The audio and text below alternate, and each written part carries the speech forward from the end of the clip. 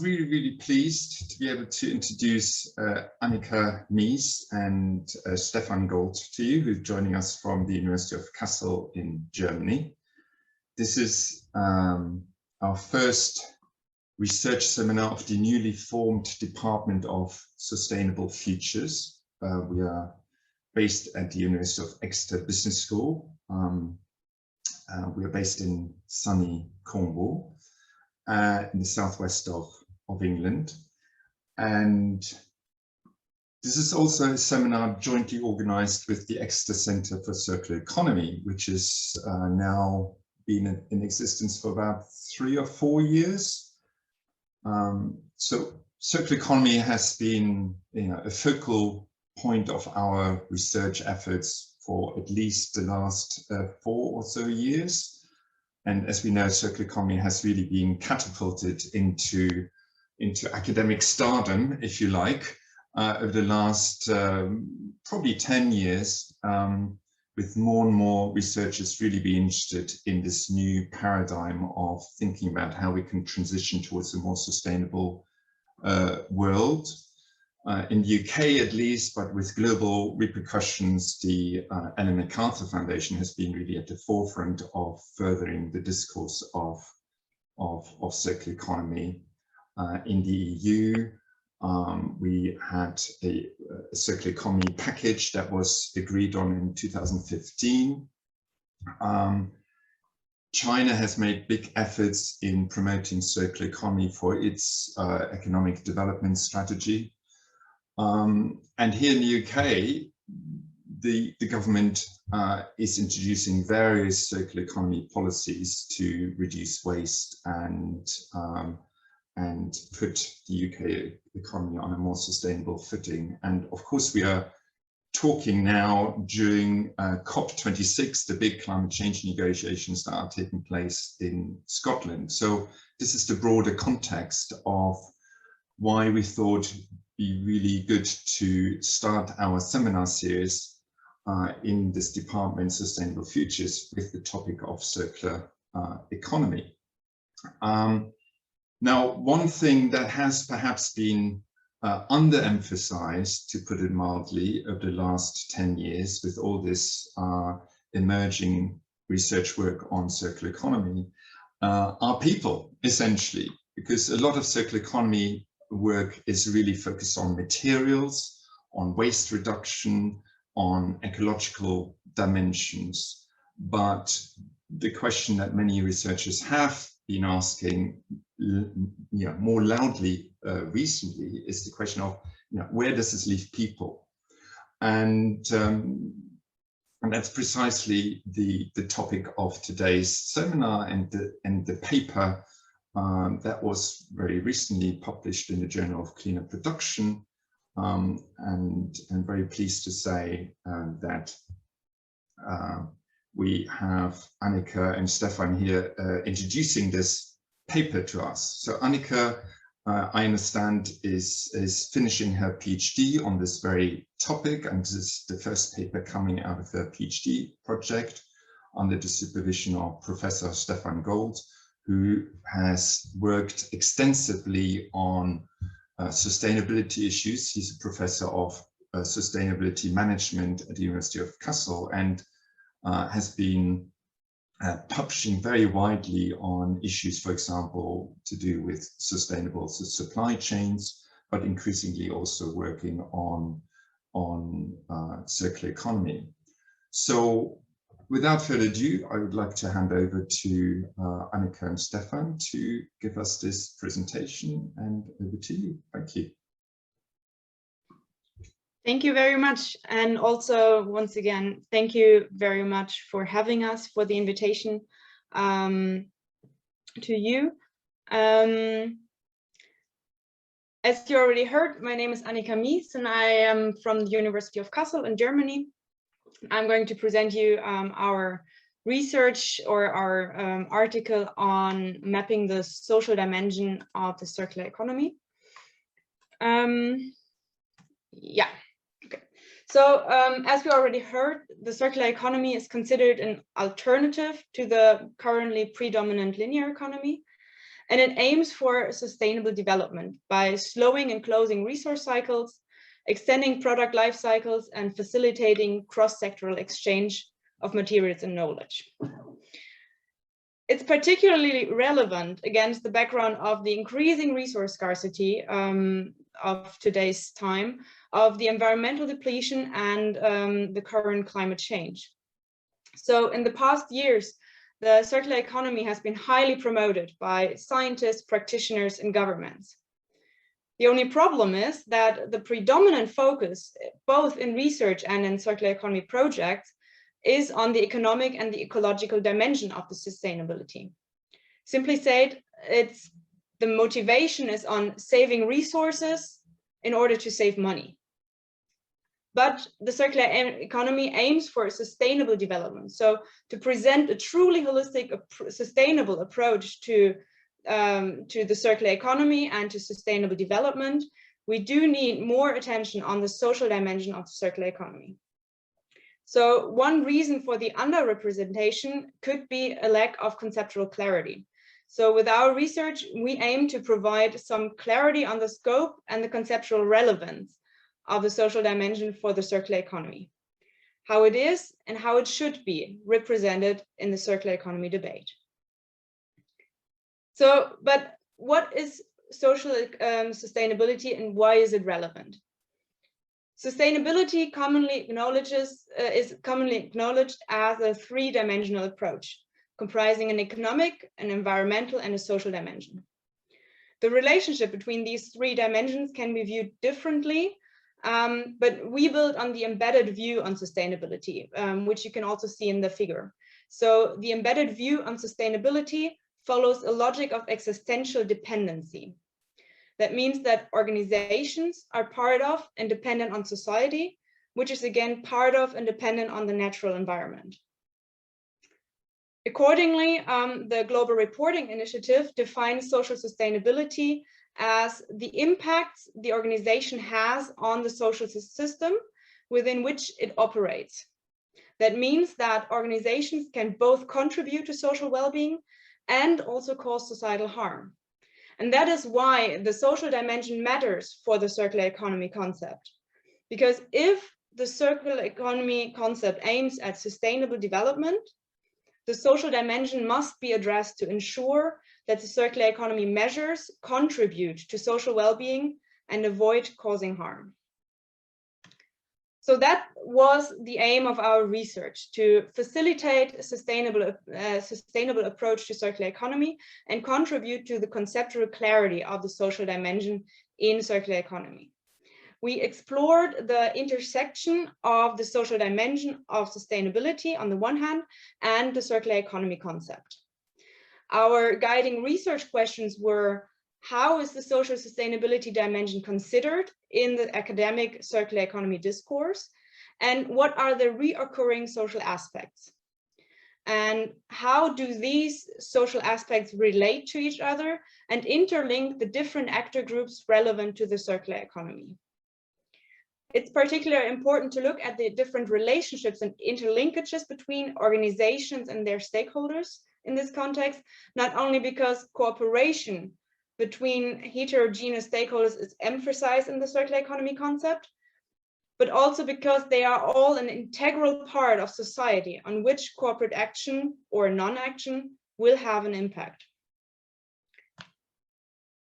We conducted a two-step research design based on a systematic literature review and causal loop modeling. The data collection for the systematic literature review was conducted in December 2017, as well as in May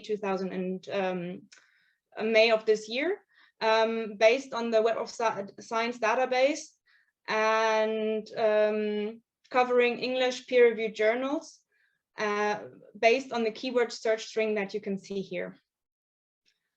We deliberately chose rather broad social-related keywords to prevent skewing the results towards a particular category or stakeholder group. And our initial outcome of about 3,000 articles was then refined by research area and content-related inclusion and exclusion criteria, resulting in a final sample of 170 articles. So here we can see the distribution of the publications per journal and per year. And we, as I already said, we conducted a second review in May of this year, covering 123 further publications published between the missing years, so to say, between 2018 and 2021 to verify and validate the original review. And the analysis of this additional material did not result in any new categories and thus confirmed the previous findings. So based on this systematic literature review and qualitative content analysis, we could explore the understanding of the social sustainability dimension within the circular economy discourse. As a second step, after identifying the social aspects relevant to the circular economy, we applied causal loop modeling to visualize the interrelations and the interdependencies of these social aspects. Causal loop modeling or causal loop diagrams is an analysis technique that builds on systems thinking, and it helps to qualitatively explore and visualize cause and effect relations between variables of a system. So if we take, for example, the two variable A and B in the figure, you can see that these are connected by arrows, which denote their causal relationship. And the polarity of the arrows, the plus and the minus, show how the variable B at the tip of the arrow is affected by changes when variable A changes. So a positive linkage indicates a change in the same direction, and a negative linkage indicates a change in the opposite direction. So if variable A increases, variable B will also increase in this case. Okay, so here's one of the first causal loop diagrams related to the worker-related social aspects. As you can see, it's quite complex. So we'll only address some key aspects. First of all, in bold, you can see the most frequently mentioned topics, and that's the same in every of the following causal loop diagrams. So bold and underlined means those are the aspects that were most frequently mentioned in the literature. So here in the worker-related domain, we can see that health and safety, access to education and training, and general working conditions and employment practices were one of the most mentioned social factors. Both contractual and actual working conditions were shown to be key leverages for workers' well-being and job satisfaction. Good working conditions include the provision of adequate equipment and infrastructure, and the education and training on, for example, how to use the equipment and the facilities.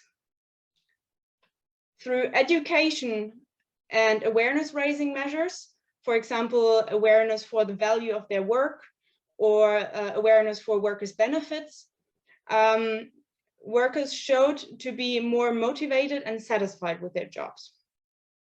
So motivation and recognition is seen to be another leverage point in the workers' domain.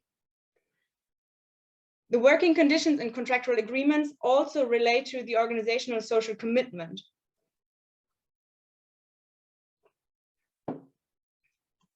Which we can see here.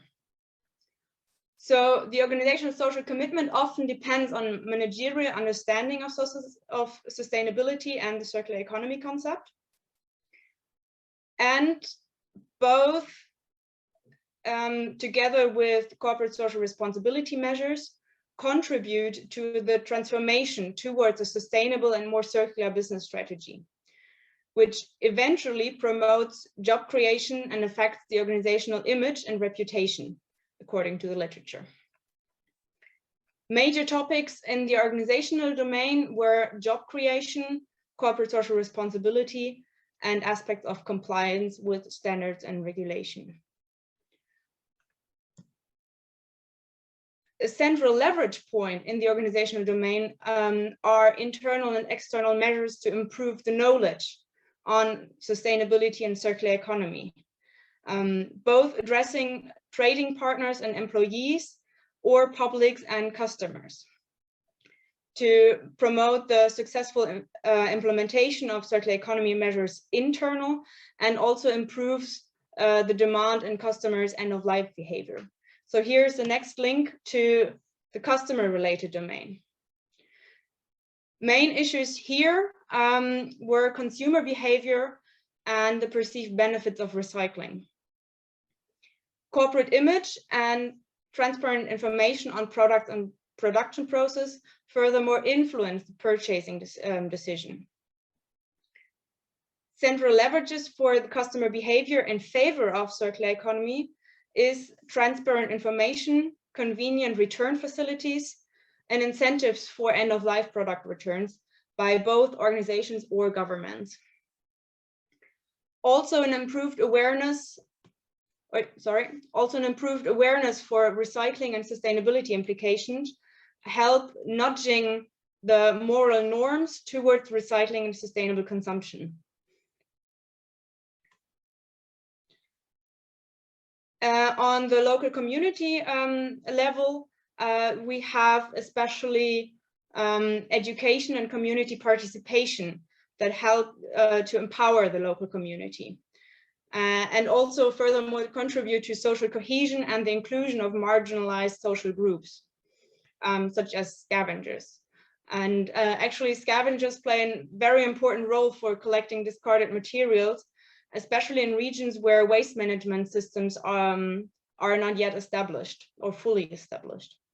So the recognition and formalization of scavengers through fair employment contracts and working conditions are mentioned as central leverages for the social inclusion. Educational measures furthermore improve regional employability. And another relevant factor is the involvement of the local community to ensure the support of circular economy projects by the local community, which is also conducive not only for the success of the circular economy project, but also for community development. Last but not least, on the societal level, the public awareness for circular economy and the resulting benefits are key factors to promote circular economy engagement and public engagement, and to transform a society towards a holistically sustainable circular economy. So growing public pressure drive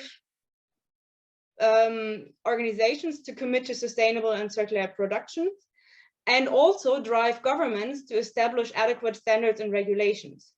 Both are essential for a better social, environmental, and socio-economic performance.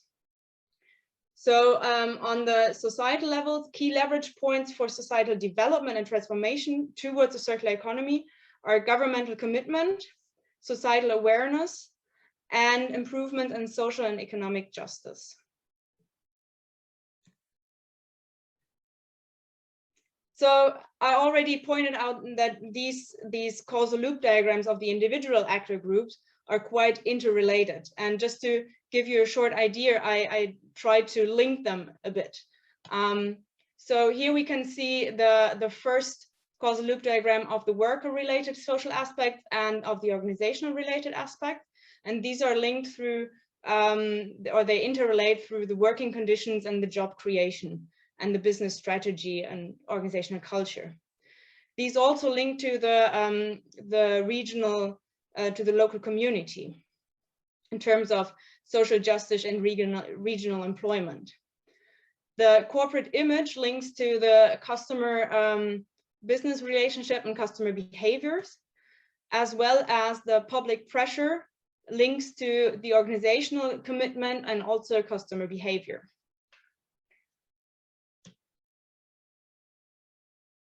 our analysis showed that supporting legislation plays an important role in pushing organizations towards implementing thoroughly sustainable circular economy practices.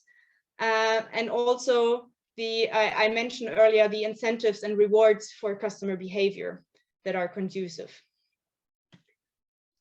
And also external and internal infrastructure is always helpful, and emphasize that it's necessary for the implementation, as well as multi-stakeholder collaboration among all the different actors. And last but not least, I often emphasize this, that the educational measures are key leverage point. So if we look at the overall coverage of social aspects, we can see different aspects. So the most frequently addressed social aspects are employment, education and awareness raising, and health and safety. More interested, like educational measures, I already said earlier, are a central element, and they were mentioned in the context of all actor groups. So that really is an important aspect.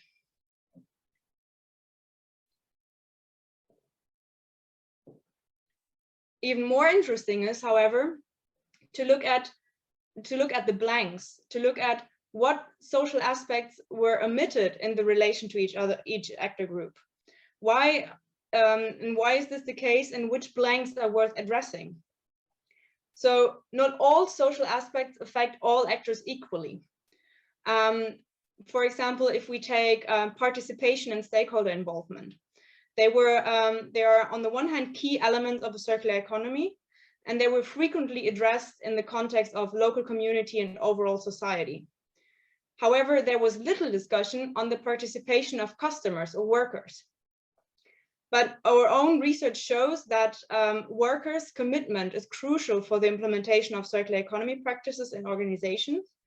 And also previous research showed that customers' involvement beyond the recycling process, for example, in the product development phase, can provide crucial insights and contribute to further acceptance from the customers. So this is something that future research could dive into. Furthermore, we know that we have different levels of circular economy focus. So we can focus on the micro, the meso, or the macro level. And our analysis showed that not all actors were represented equally in the different circular economy level perspectives. Also, the actors were portrayed differently as active or passive. Workers and local community, again, were represented rather as passive actors, and organizational, consumers, and society, they were the active actors that were considered the change agent who could do something. So these observations translate into avenues for future research. On the one hand, we need more focus on the so far neglected social aspects, and research should reflect on the role, active or passive, assigned to each stakeholder, and whether this role is justified and what effect it has on both the stakeholders and on the overall success of the circular economy measures.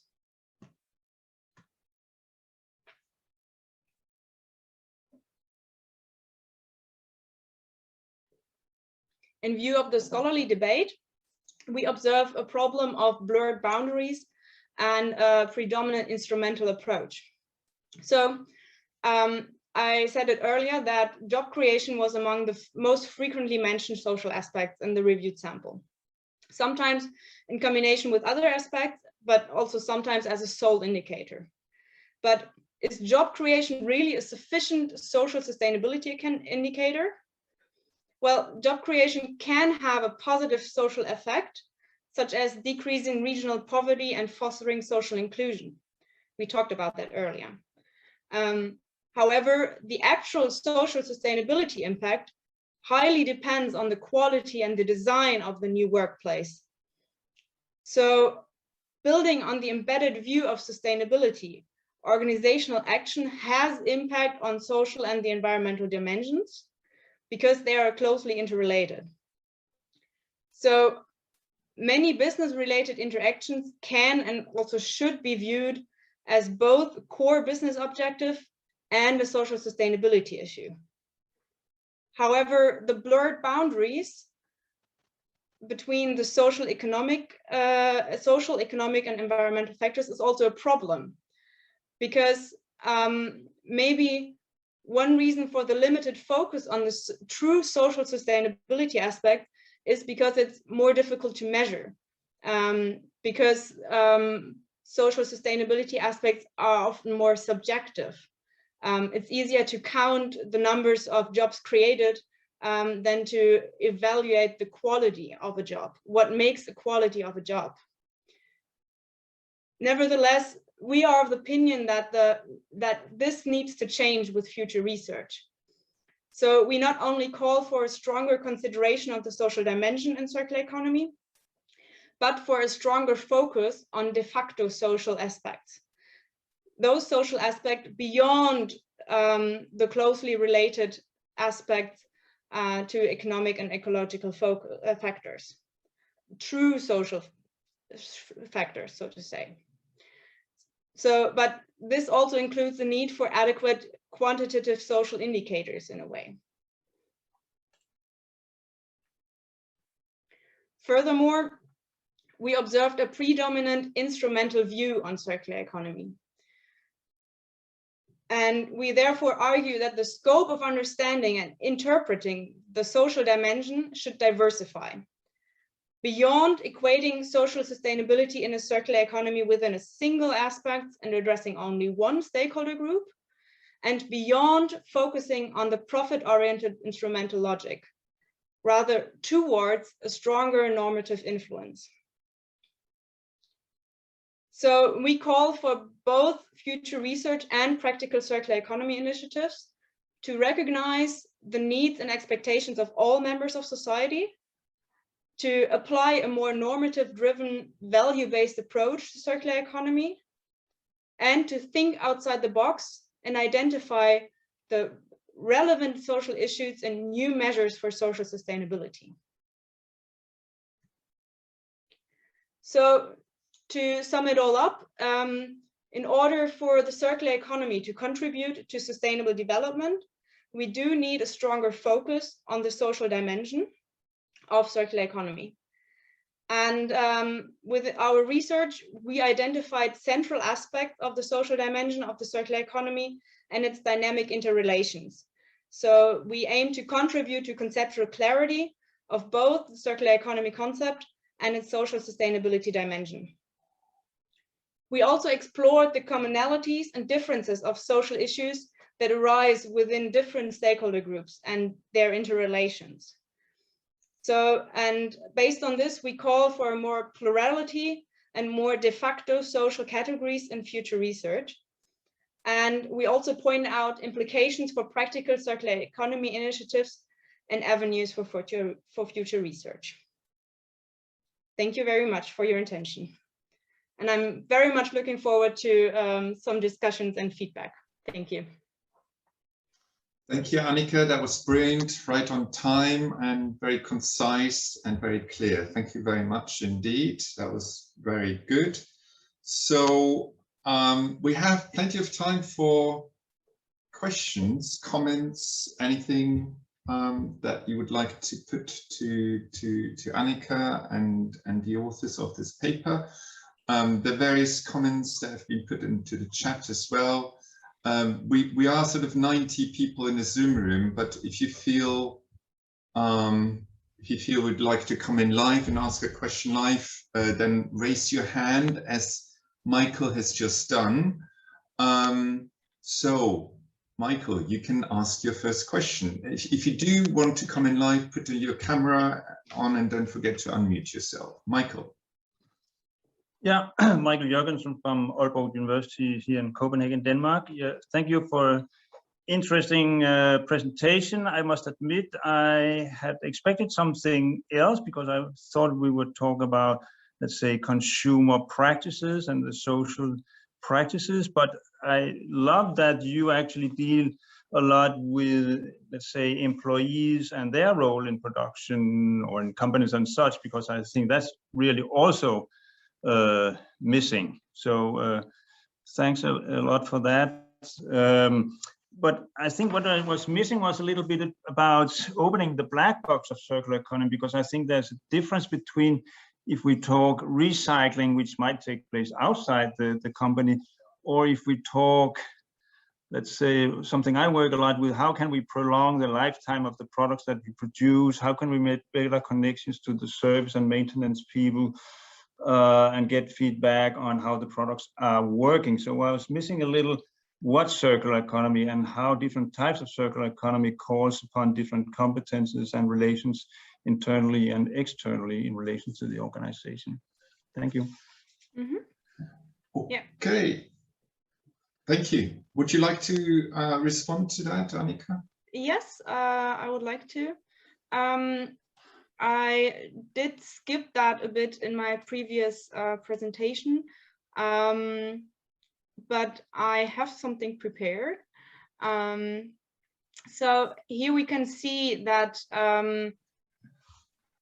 well, we looked at the literature. So basically the definition on what the research focused on, what kind of definition of circular economy the research focused on, depends on the focus of the research that we looked at.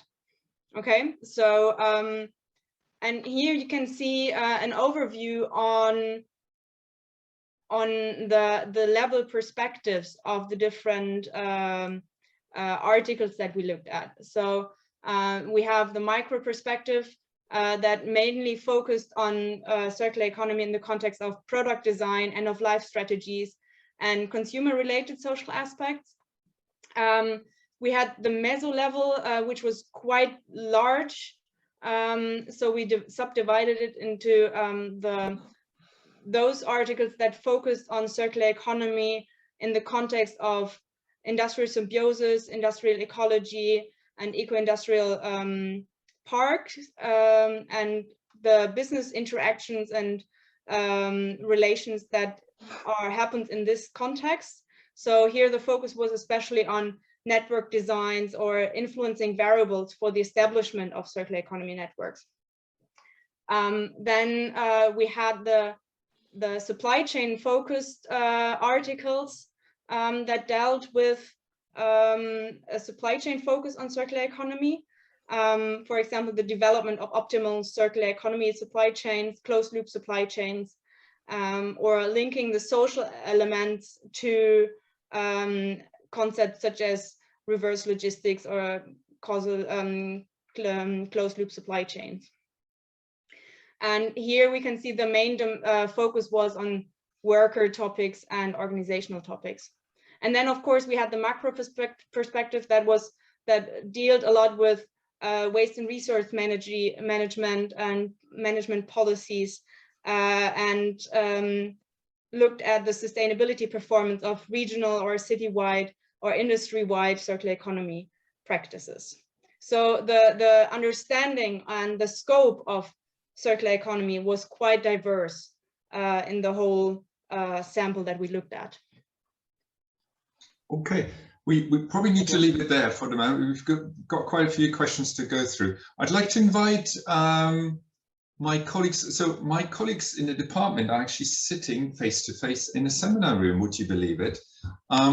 There was a question by Costa, is that right? Or somebody in that room? So do you want to come in live to ask that question, Costa? Thank you, Stefan. Can you hear us? Yes, absolutely.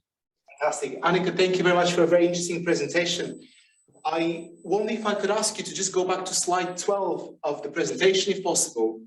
Yes. Thank you. I mean this one. Yes, thank you. So I'm looking at the lower right-hand corner, and the upper left-hand corner, which suggests a limited amount of causal connections at the level of working conditions on the left and government initiatives on the right. And I wondered whether, first of all, this was the correct interpretation, since what COP26 is doing is trying to implement initiatives at the government level, and yet what happens at the government level doesn't seem to influence directly what happens in the working context. And if that is the case, I wondered whether that represents perhaps labour market bias, perhaps from the studies being in kind of neoliberal labour markets and neoliberal contexts, or whether this is kind of across the board. Yeah, so if I understand correctly, you were wondering about the missing connection between the government interaction here and the workers' domain. Yes, yes, Yeah. And whether, if that's correct, does it kind of imply bias in the model? Yeah, in a way. So basically, the working conditions are mainly influenced through organizational action, the different colors. I also didn't mention these because it just gets way too complex, but now it might help a bit with perspectives. The black color of the text here means that these are aspects that are within the discretion of the company. So it was our observation or perspective on the whole issues that working conditions are mainly dominated or coined by organizational saying. So, but of course, this organizational saying or the workers' rights are also influenced by the government. So you're completely right. Maybe there could be a further error that links here to workers' human rights and freedom from exploitation or freedom of association and collective bargaining. I think there is some influence that governments can have, but yeah, I missed that one. But otherwise, the influence goes through the organization. Thank you. Thank you so much. Thank you. Okay, I'm going to take one or two questions from the chat before I invite my colleague Greg Malicki to pose his question. So there's an interesting one by Nicholas Labro, if I pronounce that name correctly, which puts the finger on the sort of the regional variation in this study. There's a particular question about the difference between global north and global south realities. He mentions particularly that recycling markets tend to be very informal in countries like Brazil and elsewhere. So is that dimension of relevance in your particular study, or have you sort of blanked that out, as it were, because you couldn't do everything, as it were, in one paper? Yeah. So we looked at the focus on. We had a look at the author's the first author's affiliation and the research focus, in order to get a bit of an idea of where does the articles that we analyzed originate, or where do they focus on. So, and here we can see that the predominant focus is on Europe, followed by Asia and South America. And it's rather, so the studies were mainly conducted by European and North American researchers and focusing on Europe and Asia. And the focus often remains within the researcher's own country of affiliation. So it is a bit diverse picture, and we did not integrate this country focus into the definition into the other frameworks. So this is just information that we provide as supplementary information, but it did not really go into the rest of the analysis. However, as I already said when I presented the view of the local community related social aspects, especially there the role of marginalized groups play a large role in the community, in the local community spectrum. Okay, thank you. Okay, then we've got a question, quite a large, difficult one. The good old structure agency debate. Jamie is asking whether your analysis, well, seems to portray actors as those who could drive future change. And his question is, how do you analyze the role of structure and agency as a whole? Does the structure control the actor or vice versa? It's a bit of a big question to answer in one sentence, I suppose. But I suppose in systems theory, there's always this question of structure versus agency. You know, to what extent can actors actually drive any change forward?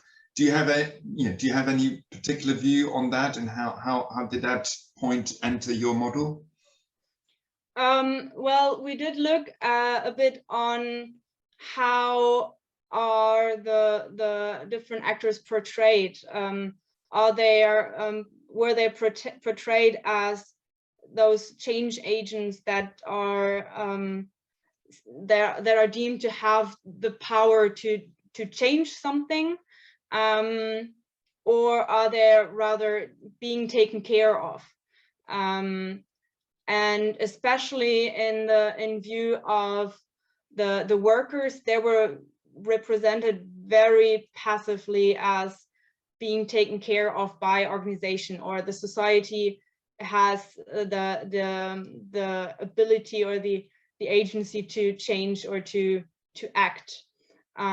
This on a more larger scale, and we tried to show a bit the agency within the different causal loop diagrams by using those colors in the way of what is completely at the discretion of the company, what is dependent on various parties, or what aspects are at the discretion of the specific actor. So the green aspects, those are the ones that we considered being also at the hand of the different actors, and especially well, and that varies. The amount of factors there varies. Okay, thank you, Annika. So, Greg, do you want to ask your question, please? You're muted. Hi, all. Hopefully you can hear me now. Yeah. So I really like what you did here. I think it's very interesting, and it's great to go in and really see this map of all the concepts that are coming out from a social perspective. One of the things that I noticed as you were talking about all these things is that essentially all of the concepts that are listed here also have a more traditional linear version of it too. And we find, you know, versions of these same things in the kind of the older school, traditional linear social, corporate social responsibility and sustainability work. And so my question is, as I look at this, how do we see the circularity in these concepts? Where can we see, or can you give some examples of how things like, for example, working conditions and job quality, what does that look like, and how is that different from a circular conceptualization than from a linear one. So it's, yeah, basically that's my point is, can you help us see how these concepts might be specifically circular, and how do we go about distinguishing between the circular version and the linear version? Mm-hmm. Yeah, it's definitely well, what we looked at here is how do researchers that write or that do research on circular economy related topics define the social dimension when they apply the social dimension. So of course this is all very well, it is quite related to also other to linear aspects, but what there are some aspects that are quite key, I think. For example, if we take the workers domain, especially here, the motivation and the recognition of the value of the work they are doing, that helps with workers' well-being and job satisfaction. Also here, the work infrastructure and the equipment is a key aspect in terms of, if we talk about the recycling process and demolition process, which just is part of the circular economy, and at least of some aspect of the circular economy. So what here we should not just talk about, yeah, then we just recycle the resources, but think about who will recycle the resources and what are the working conditions there.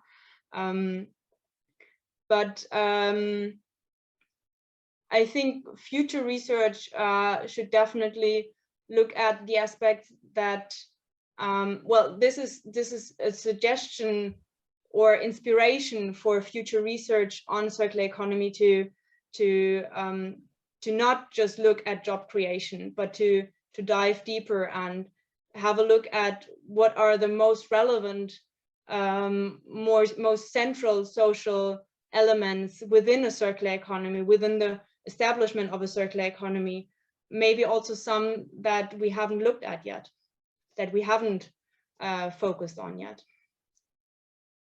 Great. But okay. Well, and in addition to that, like collaboration and participational aspects that are really key, also to develop a circular economy, because it involves so many stakeholders.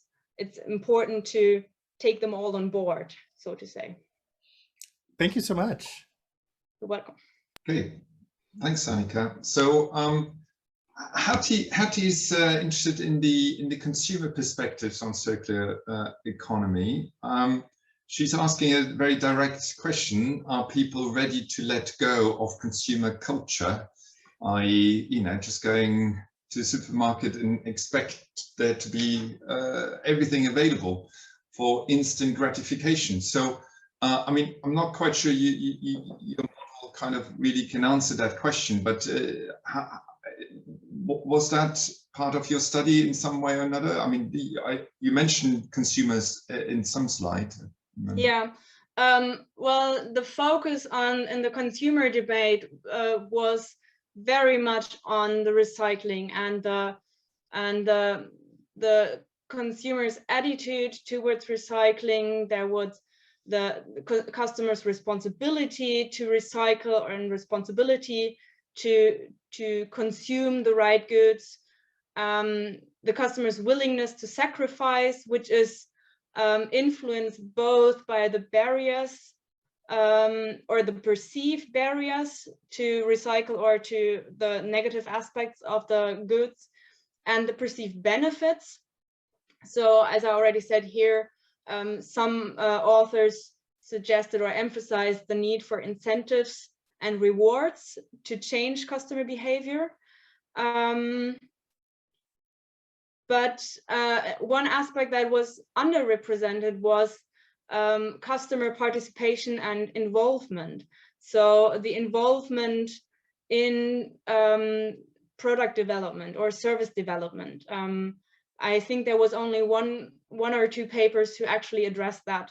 So that could be something that we that future research could dive into and see whether that helps maybe in reaching customer needs and expectations, and change the way of perceiving consumption as being part of or something. Yeah. Well, I think this confirms my perception that a lot of circular economy practice as well as research is still focused on recycling. Yeah. And my sort of take on that is always, you know, if we reach recycling, then we kind of have failed on circular economy, really. So it kind of is a bit of a non-starter, really, to just talk about recycling, because we've tried this for 30 odd years and hasn't really got us anywhere, it seems. But yeah, thanks for that. There is a hand up by a Climate Kick representative, no name being provided. So please introduce yourself. Thank you, Stefan. Sorry, I was using the official account to get into the seminar. My name is Christian Mati. I'm head of research at Climate Kick. And I have actually like a kind of a comment, and it's a question as well, because I have been also involved in content analysis a long time ago, but now I'm more in kind of more applied research. And I really like what you said, I think 2 questions ago, Annika, and actually I write it down. You said, what we are looking is how research defines the social dimension. So I think some of the questions that are asking to you probably are not very easy to answer with the type of research that you are doing, okay? Because at the end, I think it's a very important investment on understanding how science tries to understand circular economy from more than one dimension, but still is the interpretation of the science perspective. And since it's a super hot topic in terms of policy, but also social engagement, I think it could be more attractive if you actually back your research in the proper way. You are mapping, epistemologically mapping the social dimension. And that is something that could be very powerful when you put this kind of results against other arguments coming from a different type of research that can, for example, emphasize more the struggles of the policy process, or, for example, what we are doing in applied research in Climate Kick, the misunderstanding of old generation of engineers and young startups in terms of what circular economy means. This is another aspect about how they interact and behavioral change and so on. But if you pack that from your perspective in terms of what you are looking at, that is how research or science look at circular economy, I think it could be a very attractive and powerful argument to go against other perspective on the social aspect of circular economy. And I just want to provoke you with this kind of argument about how you feel about that, because I see that some of the questions also are very difficult to answer from the type of research that you are doing. Of course, thank you very much. It's a very nice suggestion, and I, of course, I also have that in mind, and I think that is something that can continue from this point of research, so that my own research, but also others, can take this as inspiration and also as a call to not just focus on the few like top 3 social dimensions that have been used before, but to work with this definition of what is a social aspect of the circular economy. And so that's the idea of or that's one of the ideas to put some more clarity into the large scope and variety of the social sustainability dimension in circular economy. Yeah, thank you very much. Okay, there's another hand up by Laura, please. Yes, thank you very much, Annika, for your presentation. Very interesting. I would like to ask you if you have any findings about the social and solidarity economies, so the first sector, for example, social cooperatives, and the circular economy. Because I'm studying that field of research, and I would like to understand if this label of social circular economy could be defined as the meat of social cooperatives and circular economy. Do you have any evidence in your papers about that? Thank you very much. Thank you very much for your question. It definitely is a very interesting question. I cannot answer that to be like with full confidence, because I remember that there might be a paper on that within the whole sample of literature that I analyzed. But I'm very sorry, I cannot, it maybe was 2 or not more than 2 or 3 papers. I cannot recall that specifically, I'm sorry. No worries, thank you very much. Yeah, you're welcome. It's certainly a very interesting avenue, which down here in Cornwall we have also looked at, you know, this sort of concept of circular economy from below, as it were, and, you know, a more community social solidarity kind of approach. There's a lot going on in that domain, and the literature almost seems to almost ignore it completely. So I think it's a very important aspect, which I think we need to look at and understand better. Great. There are a few more comments in the chat. I think we're sort of slowly running out of time, but there are 1 or 2 more comments on encouraging you, Annika, to further take the geographical kind of variation into account. And you know, you said you have collected data on that, but it hasn't sort of made it necessarily into your analysis. But I would like to emphasize that as well, because we some comments here in the chat that say, you know, China has, for example, a very different approach to understanding and furthering the circular economy compared to a sort of a European approach, or to you know, particular country perspectives outside these sort of two countries I mentioned. So I think the geographical focus, when we talked about north versus south, you know, is something that perhaps is interesting. And maybe your analysis might look quite differently if we kind of look at that variation, that geographical variation. So I think that might be an avenue to take forward too. So we've kind of run our course here in terms of the time we had allotted to this seminar. But it was yeah, great. We had time for many questions and comments. There are a few more in the chat, which you're welcome to save, and I can send you that.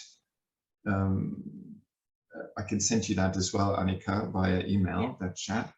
And there's a few more comments in there. So thank you very much, Annika, and also thank you, Stefan, for being with us this afternoon. Very good research, and very good to see this systematic, very systematic analysis of the vast, now very vast circular economy literature. I think the Journal of Cleaner Production itself publishes close to 5,000 articles per year, if I'm not mistaken. So I don't know whether that's a good or bad thing, but that's for another time. But well done for getting this published so early on in your career, and well done to you. And we shall see you another time. Thank you everybody for joining, and have a good day. Thank you very much. Thank you very much for all your feedback and comments, and you're happy to contact, I have the contact information here. And thank you very much, Stefan, for the invitation once again, and have a good day. Thank you. Super. All the best. Bye.